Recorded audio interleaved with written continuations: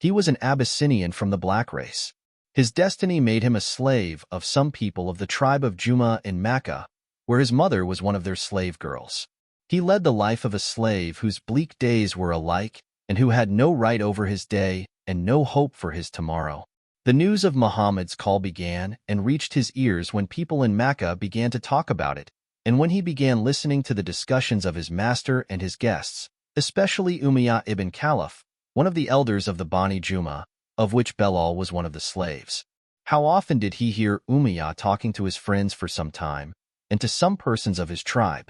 Many times they talked about the messenger with words that were overflowing with anxiety, rage, and malice. Belal, on the other hand, was receiving between those words of insane fury and rage the attributes of this new religion. He began to feel that they were new qualities for the environment which he lived in. He was also able to receive during their threatening, thunderous talks their acknowledgement of Muhammad's nobility, truthfulness, and loyalty. Yes, indeed, he heard them wondering and amazed at what Muhammad came with. They said to one another, "Muhammad was never a liar, magician, or mad, but we have to describe him this way until we turn away from him those who rush to his religion."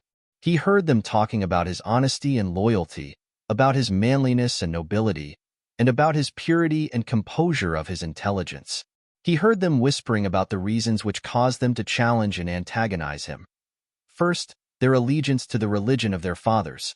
Second, their fear over the glory of the Quraysh which was bestowed upon them because of their religious status as a center of idol worship and resort in the whole of the Arabian Peninsula.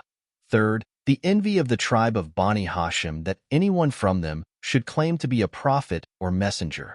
One day, Belal ibn Rabah recognized the light of Allah and heard his resonance in the depths of his good soul. So he went to the messenger of Allah and converted to Islam. It did not take long before the news of his embracing Islam was spread. It was a shock to the chiefs of the Bani Juma, who were very proud and conceited. The devils of the earth sat couched over the breast of Umayyah ibn Khalaf, who considered the acceptance of Islam by one of their slaves a blow that overwhelmed them with shame and disgrace. Their Abyssinian slave converted to Islam and followed Muhammad. Umayyah said to himself, "It does not matter. Indeed, the sun this day shall not set but with the Islam of this stray slave." However, the sun never did set with the Islam of Belal, but it set one day with all the idols of the Quraysh and the patrons of paganism among them.